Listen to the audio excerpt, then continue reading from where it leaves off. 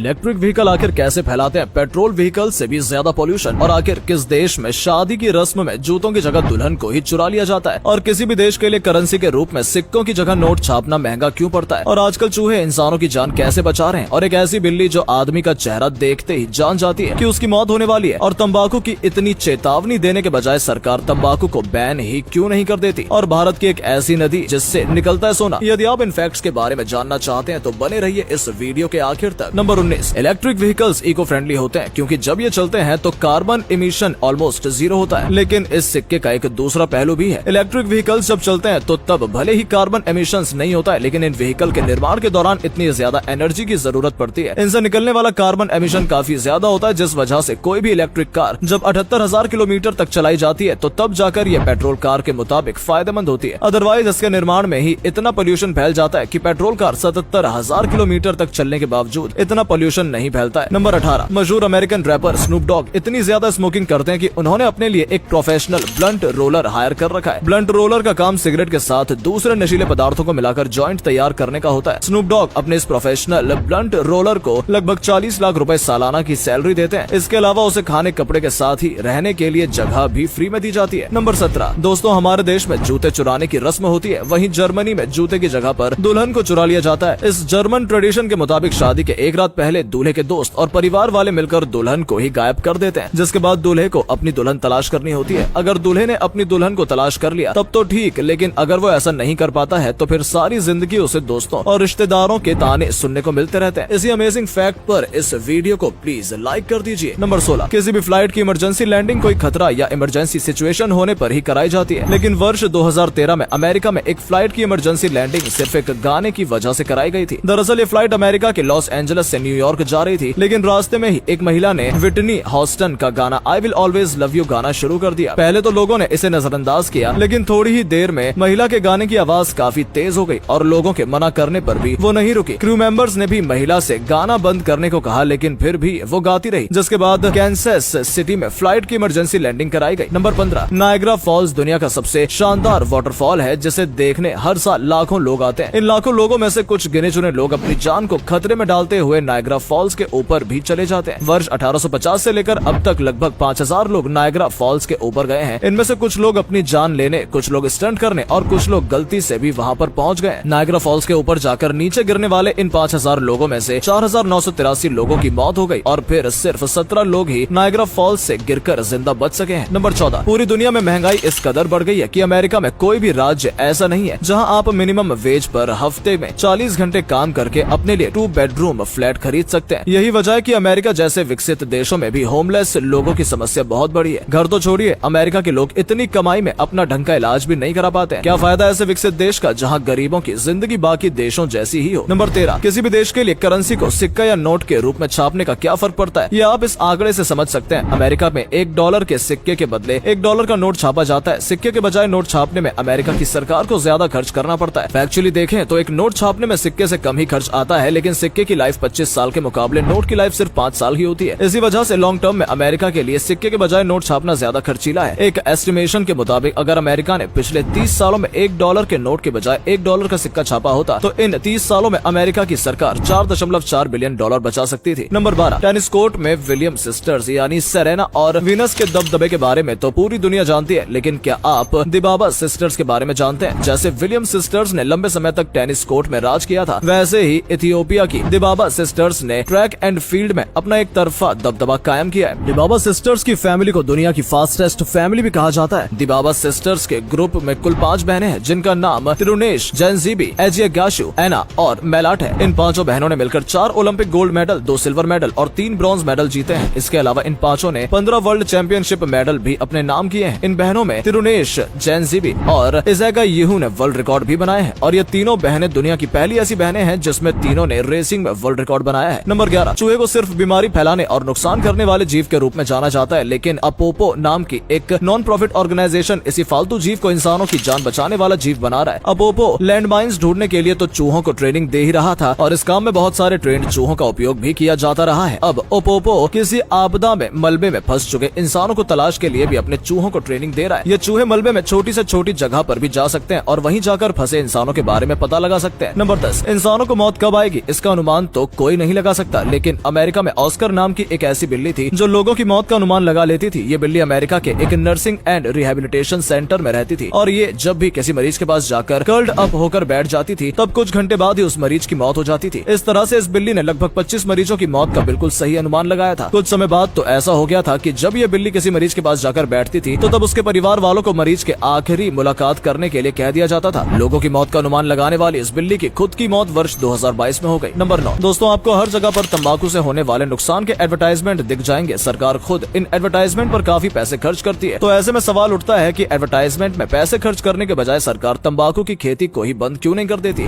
सरकार ऐसा इसलिए नहीं करती क्योंकि तंबाकू इंडस्ट्री का भारत की इकोनॉमी में काफी बड़ा योगदान है। अकेले तंबाकू इंडस्ट्री ने भारत में 4.5 करोड़ लोगों को रोजगार दे रखा है और साथ ही भारत के टोटल टैक्स रेवेन्यू में भी 5% रेवेन्यू तंबाकू इंडस्ट्री से ही आता है। ऐसे में सरकार चाहकर भी तंबाकू की खेती पर पाबंदी नहीं लगा सकती है। नंबर 8 एंटेलोडोंट पिग से मिलती जुलती जानवरों की एक प्रजाति थी जो आज से लगभग 2 करोड़ साल पहले इस धरती से विलुप्त हो गई। इसे हेल पिग के नाम से भी जाना जाता है। एंटेलोडोंट की सबसे खास बात इसके लंबे दांत थे। इस जानवर के मिले कंकाल के ऊपर की गई स्टडी से इस बात का पता चला है कि इसके कैनिनस की लंबाई एक इंसान की कलाई के बराबर हुआ करती थी। हिपोस की तरह इसका मुंह भी 150 डिग्री तक खुला सकता था। ऐसे में जरा सोचिए, इतने लंबे दांतों से जब ये किसी का शिकार करता होगा तो उसके बचने की संभावना कितनी कम होगी। नंबर 7 आपने कुछ जीवों के बारे में सुना होगा जो जन्म देने के बाद अपने बच्चों को खाने लगते हैं। आपको जानकर हैरानी होगी कि इस दुनिया में कुछ बच्चे ऐसे भी होते हैं जो जन्म लेने के बाद अपनी ही माँ को खा जाते हैं। आमतौर पर जन्म के बाद सभी जीव जंतुओं के बच्चे अपनी माँ के पास ही रहते हैं, लेकिन बिच्छुओं की कहानी काफी अलग है। जैसे ही फीमेल बिच्छू अपने बच्चे को जन्म देती है उसकी मौत हो जाती है और आपको जानकर हैरानी होगी कि तुरंत ही जन्म लिए हुए ये बच्चे अपनी ही माँ को खाना शुरू कर देते हैं। नंबर 6 कर्नाटक के सिरसी शहर से गुजरने वाली शलमाला नदी अपने आप में बेहद अनोखी है क्योंकि इस नदी के किनारे पर हजारों शिवलिंग मौजूद हैं। ये सभी शिवलिंग नदी के अंदर और किनारे पर मौजूद चट्टानों के ऊपर बने हुए हैं। शिवलिंग के अलावा यहाँ शिव जी से जुड़ी कई और भी आकृति बनी हुई है। एक साथ 1000 शिवलिंग के मौजूद होने की वजह से इस नदी को बेहद खास माना जाता है। इतिहासकारों के मुताबिक नदी किनारे इतने सारे शिवलिंग का निर्माण 16वीं सदी के राजा सदाशिवराय ने कराया था। नंबर 5 दोस्तों, अगर आप गाँव से हो तो आपको ये बात पता होगी कि पुराने जमाने में गाँव के लोग बर्तन साफ करने के लिए चूल्हे की राख का इस्तेमाल करते थे। बदलते समय के साथ ही लोगों ने इसे भी छोड़ दिया और बर्तन साफ करने के लिए केमिकल से बने प्रोडक्ट का इस्तेमाल करना शुरू कर दिया। गांव के लोगों ने जिस राख को छोड़ दिया है, अब वही राख ऑनलाइन बादाम से भी ज्यादा कीमत पर बेची जा रही है। अमेज़न पर 250 ग्राम राख 299 रुपए में लिस्टेड है, यानी 1 किलोग्राम राख की कीमत 1196 रुपए है। वहीं आपके 1 किलो बादाम 700 से 800 रुपए में मिल जाते हैं। नंबर 4 आपने पांडा तो देखा होगा, लेकिन क्या आपने पांडा की तरह दिखने वाली चींटी देखी है? पांडा की तरह दिखने वाली क्यूट सी ये चींटी चिली और अर्जेंटीना में पाई जाती है। जैसे पांडा आंट कहते हैं, दिखने में तो ये क्यूट लगते हैं पर असल में ये बड़े खतरनाक होते हैं। अगर ये काट लें तो इसका डंक काफी दर्दनाक होता है। वैसे टेक्निकली ये चींटी नहीं बल्कि वास्प की प्रजाति है, लेकिन फीमेल पांडा आंट के पास वास्प की तरह पंख नहीं होते हैं। इस वजह से ज्यादातर लोग इसे चींटी ही मानते हैं। नंबर 3 हम इंसानों ने जब से इस दुनिया में तरक्की करना शुरू किया है तब से दुनिया के बाकी जानवरों के लिए ये दुनिया खतरनाक जगह बनती जा रही है। अपनी हरकतों की वजह से हमने कई सारे जानवरों को विलुप्त भी कर दिया है। इंसानों की वजह से विलुप्त होने वाला ऐसा ही एक जानवर है तस्मानियन टाइगर। तस्मानियन टाइगर मूल रूप से ऑस्ट्रेलिया में पाया जाता है, लेकिन जब से इंसानों ने ऑस्ट्रेलिया में अतिक्रमण शुरू किया तस्मानियन टाइगर की संख्या कम होने लगी। शौक की वजह से लोग इसका शिकार करने लगे। नतीजतन साल 1936 में तस्मानियन टाइगर इस दुनिया से हमेशा के लिए विलुप्त हो गया। नंबर 2 अभी कुछ समय पहले ही इंडियन आर्कियोलॉजिस्ट को एक बड़ी कामयाबी मिली है। मध्य प्रदेश के नर्मदा वैली में खुदाई कर रहे आर्कियोलॉजिस्ट को डायनासोर के 92 घोंसले और 256 फॉसिलाइज्ड एग्स मिले हैं। एक्सपर्ट के मुताबिक ये सभी अंडे टाइटानोसोरस प्रजाति के हैं। ये सभी कितने पुराने हैं इसका पता लगाने के लिए इन्हें कार्बन डेटिंग के लिए भेज दिया गया है। नंबर 1 भारत में एक ऐसी नदी है जिससे सोना निकलता है। झारखंड में एक जगह है रत्नगर्भा, यहीं पर स्वर्ण रेखा नाम की एक नदी बहती है। इस नदी के रेत से सालों से सोना निकाला जा रहा है। ये नदी झारखंड, पश्चिम बंगाल और ओडिशा के कुछ इलाकों में बहती है। कहीं कहीं इसे सुवर्ण रेखा के नाम से भी पुकारते हैं। स्वर्ण रेखा और उसकी सहायक नदी करकरी के रेत में सोने के कण पाए जाते हैं। कुछ लोगों का कहना है कि स्वर्ण रेखा में सोने के कण करकरी नदी से ही बहकर पहुँचे। करकरी नदी की लंबाई केवल 37 किलोमीटर है। ये एक छोटी नदी है। आज तक ये रहस्य सुलझ नहीं पाया है कि इन दोनों नदियों में आखिर कहां से सोने के कण आते हैं। झारखंड में तमाड़ और सारंडा जैसी जगहों पर नदी के पानी में स्थानीय आदिवासी रेत को छानकर सोने के कण इकट्ठा करने का काम करते हैं। एक व्यक्ति महीने में 60 से 80 सोने के कण निकाल पाता है। कणों का आकार चावल के दाने या उससे थोड़ा बड़ा होता है। तो दोस्तों ये थे कुछ अमेजिंग फैक्ट्स। दोस्तों इस